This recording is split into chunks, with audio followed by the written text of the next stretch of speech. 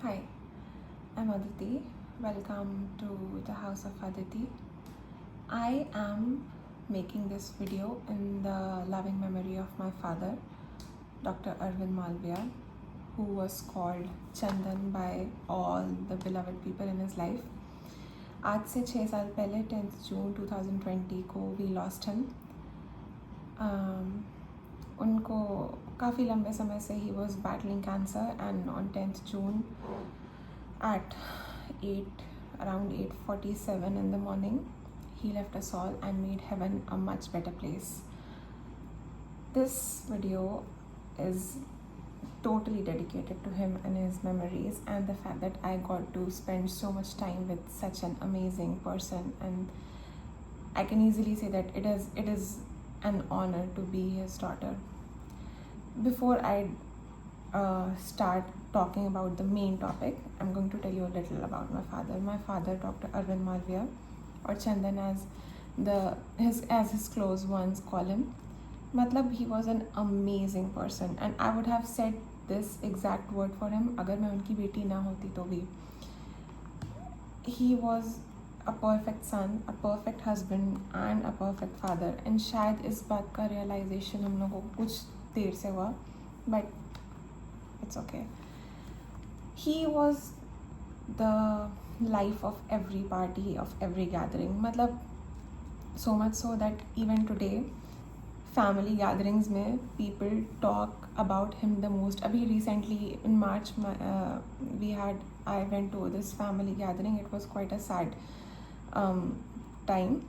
Somebody had passed away, and still वहाँ पर जितने भी मेरे uncles थे, they were all talking so fondly about my father, and that made me so proud कि this is the kind of man जिनकी बेटी हूँ मैं, and it felt great. It's been 6 years since he passed away, and now I choose to not mourn his death but celebrate his life more than that. I would not say that I am over it, or you don't ever get over these things, but you tend to make peace with what happened, या शायद ये कह सकते हैं कि और कोई option ही नहीं होता है. So this is all about my father, and now I'll start with the topic: how to get over the loss of a parent.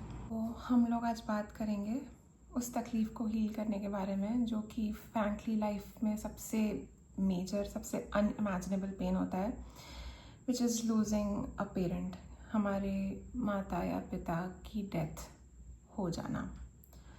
तो होता पता है क्या है कि जब ये चले जाते हैं ना, तो लगता है कि पैर के नीचे ना ज़मीन है ना सर के ऊपर छत है, and all of a sudden पूरी दुनिया बहुत स्कैरी है. मतलब जैसे कि मेरा जो एक प्रोटेक्टिव शील्ड था वो नहीं है अब. Like I have no home now. मतलब हाउस तो ज़रूर है, पर होमलेस हो चुके हैं, ऐसा फील आता है. जैसे सर पे कोई छत नहीं है, हर चीज़ एकदम स्कैरी लगने लगती है, बचपन एकदम से ख़त्म हो जाता है.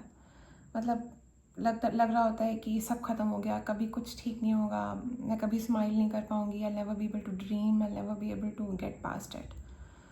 फिर होता क्या है कि अगर ऐसा रिसेंटली आपके साथ हुआ है, this tragedy has hit you recently, तो घर में दुनिया भर के लोग आ रहे होते हैं. वो आपको दुनिया भर का ज्ञान देंगे कि बेटा अब सब तुम्हारी जिम्मेदारी है, मम्मी का ख्याल रखना, if the case is different, पापा का ख्याल रखना, भाइयों का ख्याल रखना, सब तुम्हें करना है. No one, not a single soul will say अपना ख्याल रखना, तुम्हारे लिए भी मुश्किल समय है. And if you are the eldest child, तब तो फिर पूछो मत. मतलब उसके बाद तो nobody ever even imagines that ये आपकी भी तकलीफ़ है. So today I'm going to ask you to do this. अपना भी ख्याल रखिए. आप खुद स्टेबल रहेंगे इमोशनली, फिज़िकली, हर तरह से, तो आप दूसरों का ख्याल रख पाएंगे. And now I'll tell you how to deal with this huge loss. सबसे पहला और सबसे इम्पोर्टेंट रास्ता इस मुश्किल को पार करने का ये है कि आप खुद को दोष देना बंद करिए. काश मैंने डॉक्टर को पहले दिखा लिया होता, काश मैंने उनसे ज़िद की होती डॉक्टर के पास चलने की, काश ऐसा हुआ होता, काश ये ना हुआ होता, काश मैंने उनके साथ ज़्यादा समय स्पेंड किया होता। अपने आप को दोष देना बंद करिए। जिस समय जो हुआ उस समय आपने वो किया जो आपका बेस्ट डिसीजन था। उस सिचुएशन में, उस सर्कमस्टांस में जो आपने किया वो बेस्ट था जो आप उस पॉइंट ऑफ टाइम पे कर सकते थे। तो अपने ऊपर भरोसा रखिए, have faith in your self. पहली बात तो ये कि दोष देने से कोई फ़ायदा नहीं होगा। जो हुआ वो आप उसको बदल नहीं सकते। दूसरा ये, नाउ मोर देन एवर आपको ज़रूरत है that you have faith in yourself because you are going to need it. Second way to deal with this huge pain is कि उनके बारे में बात करिए। For instance, if this tragedy has hit you recently, तो उनको या उनसे जुड़ी चीज़ों को स्टिग्मेटाइज मत कर दीजिए। उनके बारे में बात करिए, हाउ इट हैपेंड, उनके पहले उनकी हॉबीज़ के बारे में, उनसे जुड़ी हैप्पी मेमोरीज़ के बारे में, उनकी हॉबीज़ के बारे में। आप जितनी ज़्यादा बातें करेंगे आपका मन उतना हल्का फील होगा। Even if it makes you cry, let it out. उनको अवॉइड करना या एकदम डिनाइल में रहने से कुछ नहीं होगा। यूर ओनली, आप जो हीलिंग प्रोसेस है आप उसको डिले कर रहे हैं। अगर आप उनके बारे में बात नहीं कर रहे हैं, आप एकदम से उस टॉपिक को अवॉइड कर रहे हैं, तो क्योंकि this is not going to help. Sit with the pain, let it consume you, let it make you uncomfortable, let it make you cry.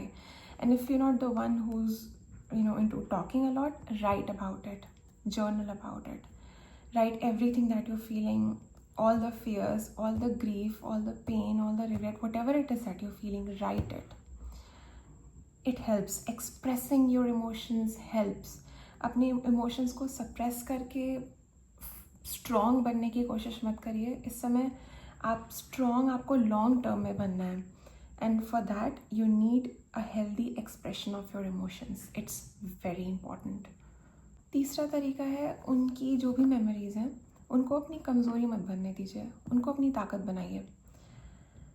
वो काम पूरा करने की कोशिश करिए जो वो करना चाहते थे। जैसे सबसे ज़रूरी बात, आपके पेरेंट्स आपकी खुशी से बढ़कर कुछ नहीं चाहते। Try to make yourself happy without any guilt. आप उनके जाने से दुखी हैं, ये चीज़ आपको किसी को प्रूव करने की ज़रूरत नहीं है। ग्रीफ बहुत पर्सनल चीज़ होती है, बहुत ज़्यादा पर्सनल, और सबका एक्सप्रेस करने का तरीका अलग होता है, सबका उसे डील करने का तरीका अलग होता है। ग्रीफ का ऐसा नहीं है कि वो आया, आपने उसको एक्सप्रेस किया, आपने उसे डील किया, वो चला गया। नहीं, grief comes in waves. It's going to hit you someday and at unexpected moments. It's going to hit you in unexpected ways.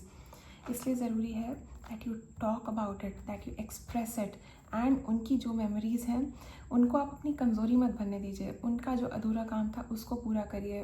उनके डेथ को मौन करने के साथ उनकी लाइफ को भी सेलिब्रेट करिए। Be happy and be grateful about the fact that you got to spend so much time with your parent. ये 3 चीज़ें थी जिनसे मुझे बहुत मदद मिली थी। This is how I dealt with the loss of my father, and now I am going to leave you with this. वो हमेशा आपके साथ हैं, आशीर्वाद बन के वो आपके साथ थे, आपके साथ हैं और हमेशा आपके साथ रहेंगे। ये जो अभी आप फील कर रहे हैं, it's feeling very heavy, and बाहर आंधी आ रही है, that's why the doors making all kind of sounds. It must be feeling very heavy and unimaginably painful, but it gets better. I'm not saying कि you move on, you forget them, आप उनको भूलना चाहते भी नहीं हैं, that's not the point, but the fact is you learn to live with it. वो जो void है धीरे धीरे उसकी तकलीफ़ कम हो जाती है। You will smile again, you will dream again, you will become hopeful again, and your family will become a happy place. So don't give up and try doing what I said. I hope it helps. I really, really hope it helps. And if you're someone who's going through this pain, I'm sending you a lot of healing energy and a big warm hug to you.